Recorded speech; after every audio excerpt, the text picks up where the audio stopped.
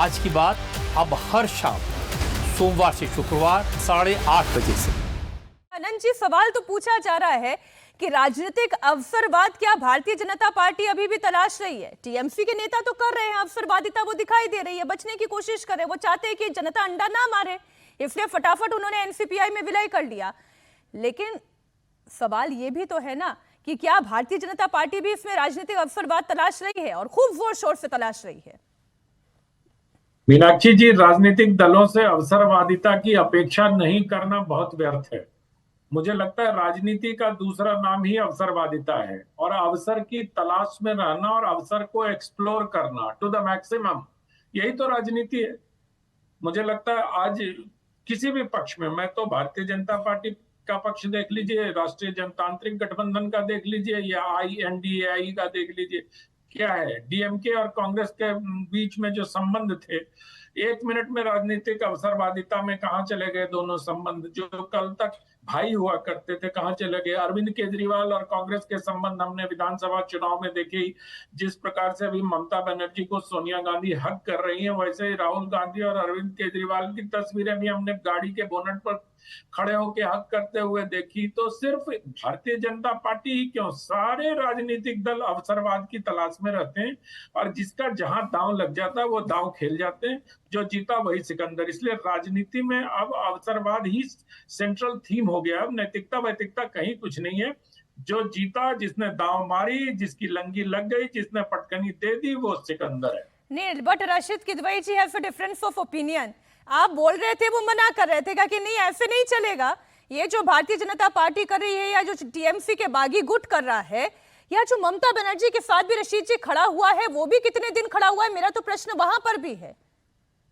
जी मीनाक्षी, देखिए अनंत विजय जी हमारे बड़े अभिन्न मित्र हैं। मैं उनके कॉलम लेख बड़ी संजीदगी से पढ़ता हूं, और वो हमेशा एक अच्छी जो पॉजिटिव चीज होती है, जो नैतिकता की बात होती है, चाहे वो फिल्म पे लिखें, चाहे वो कल्चर पे लिखें, चाहे उस पे। लेकिन आज मुझे थोड़ा अचरज हुआ जो उन्होंने राजनीति में कहा कि सब कुछ चलता है, सब कुछ जायज है। ये बिल्कुल नहीं, सब कुछ नाजायज है।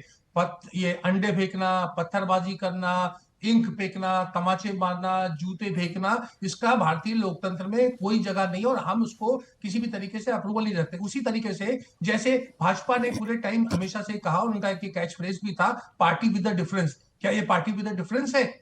तो इसको हमें जरूर इसके ऊपर प्रश्न उठाना चाहिए। और प्रश्न, वो बात मैं उनकी बात मानता हूँ, चाहे वो कांग्रेस ऐसा करे, चाहे वाम दल करे, चाहे समाजवादी पार्टी करे, क्योंकि पत्रकार या पत्रकारिता का काम जो है ताली बजाना या जय जयकार नहीं करना। हमें तो एक बात कहनी है कि जो भी गलत करे उसको हम कहते हैं कि ये अनुचित बात हो रही है। 75 रुपए जिस पार्टी के हैं, जिसको अब जिसको जो है 1192 वोट मिले हैं केवल, और त्रिपुरा की पार्टी, और उसमें 20 लोकसभा चले जाएंगे, क्या मजाक हो रहा है? ये कोई राजनीति होती है?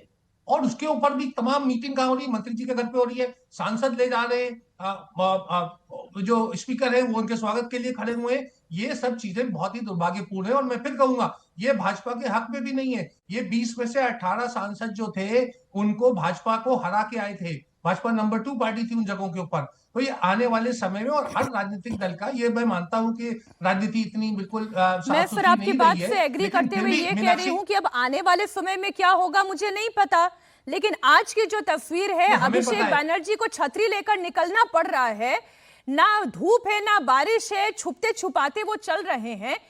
ये तो जनता का गुस्सा है जो उनके ऊपर निकल रहा है।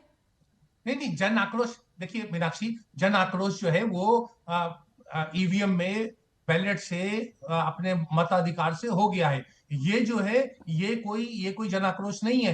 ये तो आप भी जानती हैं, हम भी जानते हैं। कुछ आप 150 लोगों को, 200 लोगों को, 500 लोगों की वीडियो रिकॉर्डिंग हो, जैसे कश्मीर में पत्थरबाजी खत्म हुई, वो ये सब खत्म हो जाएगा।